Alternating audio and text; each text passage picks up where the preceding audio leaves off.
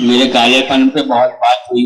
दीपक जनार्दन जी ने बोले वैसे भी अपन आदिवासी कोटे के कवि हैं भाई, और क्या है अब हमारा कालापन तो है यार, उसमें क्या है, अपन माता पिता के प्रसाद हैं। जैसे माँ बाप हैं वैसे अपन हैं। और आज मदर्स डे है, क्या सब मातृशक्तियों को प्रणाम करता हूँ, और जितने पितृशक्ति बैठे हैं पीछे में उनका नंबर भी आएगा ही किसी दिन। मेरे कवि सम्मेलन करवा लेंगे अपन, मगर फिर भी सभी को प्रणाम करता हूँ। मेरे एक मित्र बैठे हैं वाराणसी से, मेरे पड़ोस से हैं भाई, और यहाँ पे हैं आपकी सोसाइटी में मेरे मित्र हैं, एक स्टैंड अप कॉमेडी के बेताज बादशाह। क्या जबान थोड़ी सी फिसल जाती है, अपने दांत वांत रह नहीं ढंग के, मगर देवा वाघमारे जी भी बैठे हैं, मेरे मित्र हैं, और ये बहुत दूर दूर तक के जाते हैं। आज मुझे सुनने के लिए आए, मेरा सौभाग्य, और आप मुझे सुन रहे हैं, ये सबसे बड़ा सौभाग्य है। मेरे कालेपन पे बात हुई, कालेपन पे हंसने की कोई जरूरत नहीं। मैं जब पैदा हुआ मेरे माँ बाप दोनों हंस रहे थे। उधर से दादी आई, दादी ने पूछा आप हंस क्यों रहे हैं, तो दादी को बताया गया, क्या बताया मम्मी, ये बच्चा दिखाई नहीं दे रहा। अब जब नामांकन का वक्त आए तो फिर दादी से पूछा गया मम्मी इसका नाम क्या रखें, तो दादी बोले रख दो झकास, कम से कम महसूस तो होते रहेगा। तो अपन महसूस होने वाले कवि हैं भाई साहब। ऐसा करो प्रयास, ऐसा करो प्रयास जहां में नाम हो जाए, और इतना भी ना हो नाम की आदमी आशाराम हो जाए। क्या बात कि जुस्तजू तुमसे थी मिलने की कई सालों से, तुमसे मिलना सुखद एहसास नजर आता है, और दूर से देखने में क्या खास नजर आता है, पास आकर देखो तब झकास।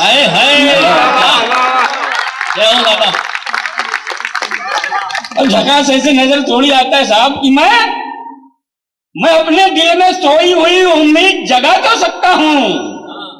अरे चेहरा ढंग का नहीं है तो क्या, फॉग लगा तो सकता हूं। तो बहुत सारी बातें होती है। आप यहां बैठे मुझे सुन रहे हैं, श्रोता बहुत कम है लेकिन बम है।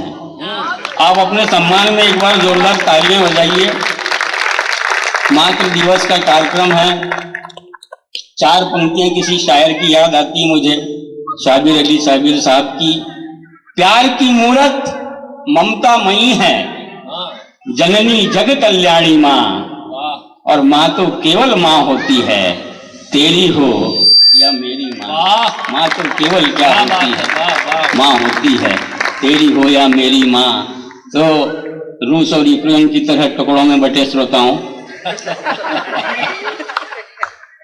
1, 2 और 5 के नोट की तरह चिपके सटे श्रोताओं, और देश की अर्थव्यवस्था से रिजेक्ट 10-20 पैसे के सिक्कों की तरह इस कवि सम्मेलन के बहाने घर से रिजेक्ट किए हुए पाउचों को मैं प्रणाम करता हूं। ये देखो बच्चों की उद्दंडता देखिए साहब, 2-2 साल के बच्चे मुझे सामने खेलते हुए दिखाई दे रहे हैं। ये कोरोना काल की उत्पत्ति है, कोई परेशानी नहीं है, बहुत बढ़िया बच्चे हैं, अच्छे हैं। और ये ऐसे बच्चों की उद्दंडता देखिए, बच्चों की उद्दंडता से हास्य पैदा होता है। एक दिल्ली का कार्यक्रम था मेरा, संसद भवन के बाजू में बहुत सारी माताएं अपने बच्चों को लेकर के जा रही थी। मैंने एक बच्चे को रोककर पूछा, मैंने कहा बेटा आप कहाँ जा रहे हैं? बोले अंकल आज पल्स पोलियो का शिविर लगा हुआ है संसद भवन के बाजू में, सब वहीं जा रहे हैं। तो मैंने कहा बेटा वो संसद भवन के भीतर बड़े बुजुर्गों की भीड़ नजर आ रही है, वहां क्या हो रहा है? बोले अंकल वहां भी पल्स पोलियो अभियान चल रहा है। यहाँ बच्चों को 2 बूंद मिल रही है, वहां बुजुर्गों को कटोरा पर मिल रहा है। निपटाने के चक्कर में रहते बच्चे। ये तो पैसे से शिक्षक है हमारे प्रोफेसर मनीष वाजपेयी जी बैठे हुए हैं, इनकी क्लास में चले गए एक दिन में, बच्चों से उठपटांगी सवाल पूछ रहे थे बताओ बेटा चीन की जनसंख्या इतनी ज्यादा क्यों है? तो एक लड़का उठा और बोला सर आप ही बता दीजिए, आपको इसका अनुभव ज्यादा है। तो मनीष जी बोले बेटा हम एक बार में जितनी सांस लेते हैं चीन में 3 बच्चे पैदा हो जाते हैं। तो एक लड़का उठा और जोर जोर से सांस लेने लगा। मनीष जी बोले क्या कर रहा है? लड़का बोले सर चीन में बच्चे पैदा कर रहा हूं। निपटाने के चक्कर में रहते बच्चे। अभी तो देखिए बच्चों की उद्दंडता देखिए, इतनी तेज बाइक चलाते साहब, इतनी तेज साइकिल चलाते हैं। एक लड़का अभी आ रहा था मैं तो सामने वो इतनी तेज साइकिल से निकला, जाके सामने गिर गया, तो मैं उसको उठाने गया तो बोले रहने दे, ये तो अपने उतरने का स्टाइल है।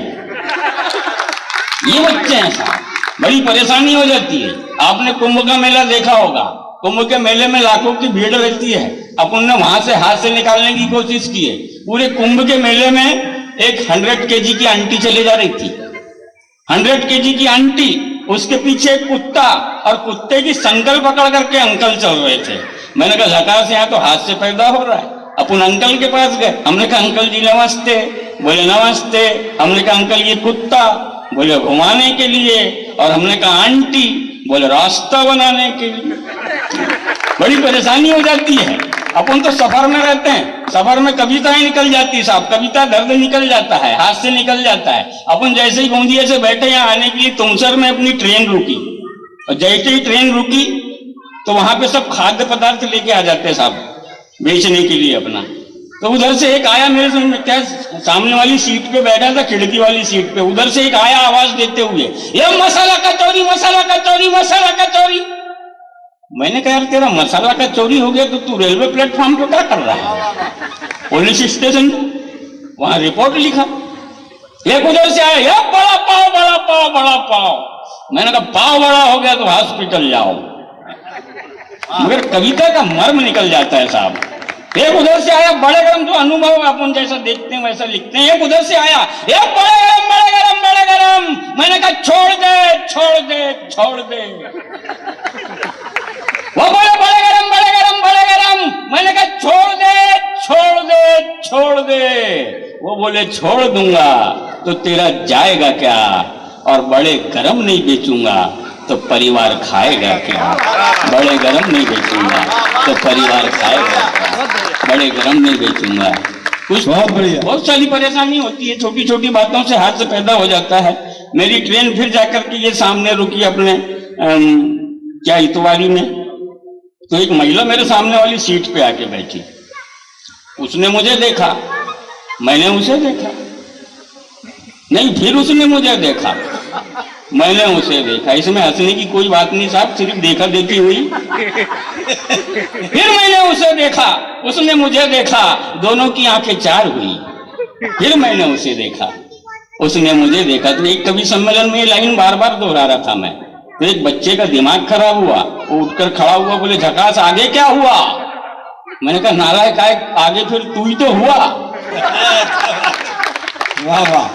फिर मैंने उसे देखा, उसने मुझे देखा, दोनों की आंखें चार हुई। एक बार नहीं 100 बार हुई। वो मुझे देखकर हंसी। मैंने कहा झकास हंसी तो फंसी, चलो एक शेर उसकी तरफ लिखकर बढ़ाया जाए, उसको भी आजमाया जाए। मैंने एक शेर उसकी तरफ लिखकर बढ़ाया, यूं शर्माने से फायदा क्या है, हौले हौले मुस्कुराने से फायदा क्या है, अभी तो हम सफर में हैं, ज्यादा इतराने से फायदा क्या है। तो तुरंत उधर से जवाबी शेर आया, जूते खाने से फायदा क्या है, टांग तुड़वाने से फायदा क्या है, और 4 बच्चों की मां हूं मैं, मुझको पटाने से फायदा क्या है। बड़ी परेशानी हो जाती है भाई। हमारा मित्र आज नागपुर में आए, बहुत सालों बाद इस कवि सम्मेलन में। मनीष भाई पहले बुलाते थे मेरे को, अभी बहुत दूर दूर तक विदेशों में नाम देते हैं मेरा, भेजते कि भैया झकास जी आप वहां जाओ। आज मैं इनके शहर आया, कामटी में, बहुत दिनों बाद मैं इनके शहर आया। मेरा एक मित्र मिला, देखकर चेहरा खिला, किंतु उसकी पत्नी और बच्चों की लंबी लाइन देखकर मेरा दिमाग हिला। मैंने कहा क्यों रे श्यामलाल, ये कोरोना काल में तूने बच्चों की फौज खड़ी कर दी? तो उसने मुझसे धीरे से कहा, क्या बताऊं झकास, भगवान मेरी परीक्षा ले रहा है। मैंने कहा नालायक तू बार बार एग्जाम क्यों दे रहा है? बिल्कुल, आप तो हंसते रहिए, ताली वाली मत बजाओ। क्योंकि तालियां भी 3 प्रकार की होती साहब। एक ताली वो है जो कि आप लोग भगवान के दरबार में जाते हैं, पूजा अर्चना करते हैं, मंदिर में जाके घंटी बजाते हैं, ताली बजाते हैं, श्री राम जय राम जय जय राम। एक ताली आप हमारी कविता के सम्मान में बजाते हैं, हमारे सम्मान में बजाते हैं, और एक ताली तो वो बजाते हैं। अरे नहीं भाई साहब, मेरे बोगी में आ गया एक ताली बजाते हुए मेरे पास, बोले चिकने दे 10। मैंने बोला मैं कवि हूं, तो बोले फिर ले 10। बड़ी परेशान की। उस दिन से मैंने ताली बजाने के लिए कहना बंद कर दिया। बहुत सारी की रोज नियाही पे सर रखते हैं, हम लोहार हैं, पत्थर का जिगर रखते हैं। अब इसमें कोई बढ़िया नहीं है। एक दिन ये शेर मेरी पड़ोसन ने सुना, मेरे पास दौड़े दौड़े आई, बोले झकास जी मुझे आपका जिगर चाहिए। मैंने कहा मेरे जिगर का क्या करोगी? बोले मैं उस पर करवा चौथ का नारियल फोड़ूंगी। अपन ने भी 4 पंक्ति दी भाई साहब उनको कि दिल हमारा लोहे का पत्थर का जिगर है, जिसका ना टूटने न फूटने का डर है। अरे तू भी शर्मो हया के सारे बंधन तोड़ डाल और मेरे पत्थर जैसे जिगर पे अपने करवा चौथ का नारियल तोड़ डाल। बहुत अच्छे, बहुत बढ़िया कार्यक्रम हो गया। एक बार अपने सम्मान में तालियां बजा लो साहब, आप लोगों ने बहुत अच्छा मुझे सुना। बहुत बढ़िया अंत भाई। 2-3 साल पहले की बात है, रात के 12 बजे एक घोषणा हुई कि 500 और 1000 के नोट बंद।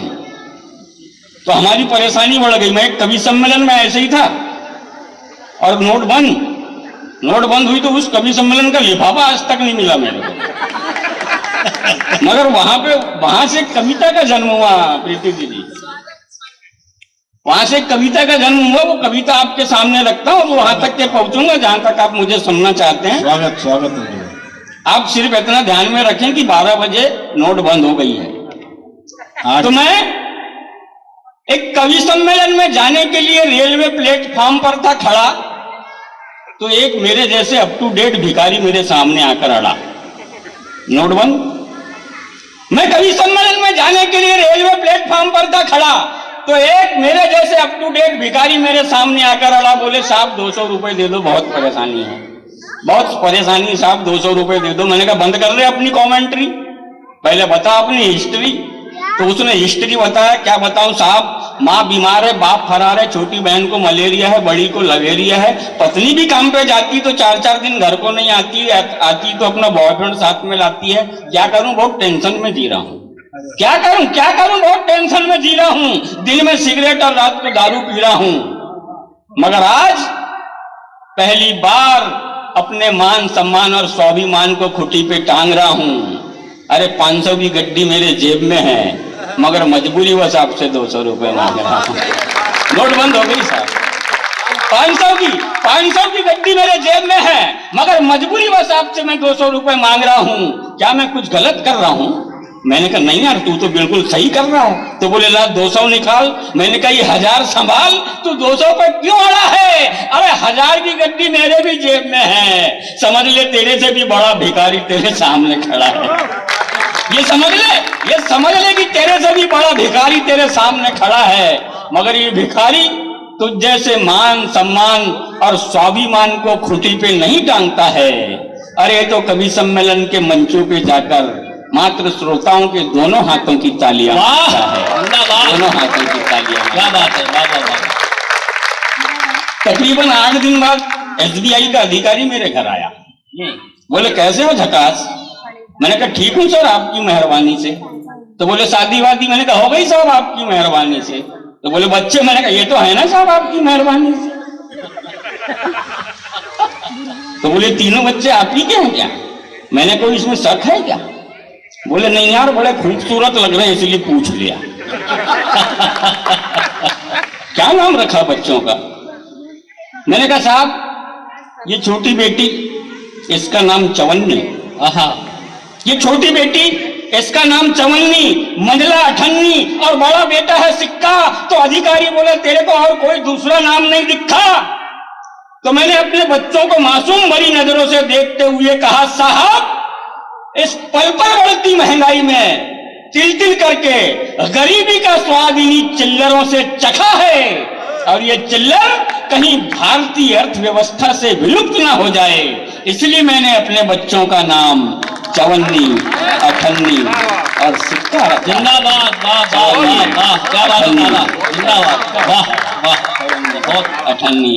और टाइम भी वैसे बहुत ले लिया हूं मैंने। एक कविता रखता हूं बिटिया वाली भी, क्योंकि आज मदर्स डे है और मेरे बड़े भाई यहाँ पे बैठे हुए हैं, बाबूजी। अब हमारे बाबूजी जैसे हमारे यहाँ बाबूजी पिताजी को बोलते हैं, मगर ये बड़े भाई हैं और पिता तुल्य ही हैं। बहुत अच्छा, मैं उनकी भूमिका में अपनी कविता रखता हूं आपके सामने और सभी माताओं को प्रणाम करता हूं। अभी मैं बीच में आ रहा था तो सामने एक चौक मिला, उस पर लिखा हुआ था बेटी बचाओ बेटी पढ़ाओ, और उसमें लिखा था बेटी है तो कल है। हमारे यहाँ शिवराज जी की सरकार है, शिवराज जी ने हमारे यहाँ नारा दिया बेटी है तो कल है, और उसके बाद में हरियाणा से हमारे पंत प्रधान मोदी जी ने भी नारा दिया कि बेटी बचाओ और बेटी पढ़ाओ।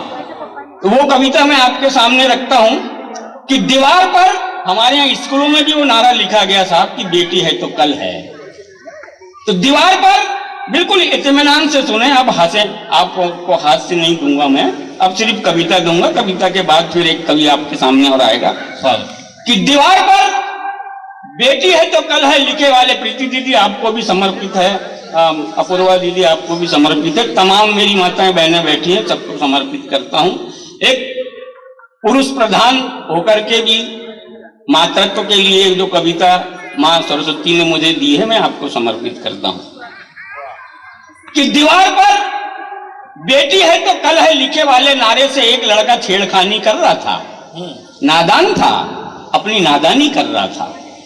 उसने अपनी नादान बुद्धिमत्ता का ऐसा परिचय दिया कि बेटी है तो कल है, मैं कल के बाद ह अक्षर लगाकर उस नारे को बेटी है तो कलह है कर दिया। तभी एक 10 साल की बच्ची वहां से गुजर रही थी, उस भाई को नारे से छेड़खानी करते हुए देखी, उसके पास गई और बोली भाई अगर मैं भी इस नारे से छेड़खानी करती तो क्या तू सह जाता? अरे मैं बेटी से बड़ी की वैलेंटी हटा देती तो ये नारा बेटा है तो कलह है हो जाता। वाह वाह। तो सुन मेरे भाई, अगर मेरी बेटी से उपमा ना होती, अगर मुझे बेटी नहीं कहा जाता, अगर मेरी बेटी से उपमा ना होती तो तू भी ना होता और मैं भी ना होती। क्या बात है। अगर मेरी बेटी से उपमा ना होती तो तू भी ना होता और मैं भी ना होती, ये सूरज ये चंदा ये तारे ना होते, ये नदियां समंदर किनारे ना होते, मैं ना होती, न शब्दों का ये हार बनता, न छंद न अलंकार ना ये श्रृंगार बनता। वाह वाह। मैं ना होती न शब्दों का ये हार बनता, न छंद न अलंकार न ये श्रृंगार बनता, और अगर मैंने तुझको संवारी ना होती तो बेटी से मां बनकर नारी ना होती। वाह क्या बात है। रहीम के दोहे नहीं होते, कबीर की साखियां नहीं होती, अगर ये बेटियां ना होती घरों में तो कलाइयों में राखियां नहीं होती। वाह जिंदाबाद।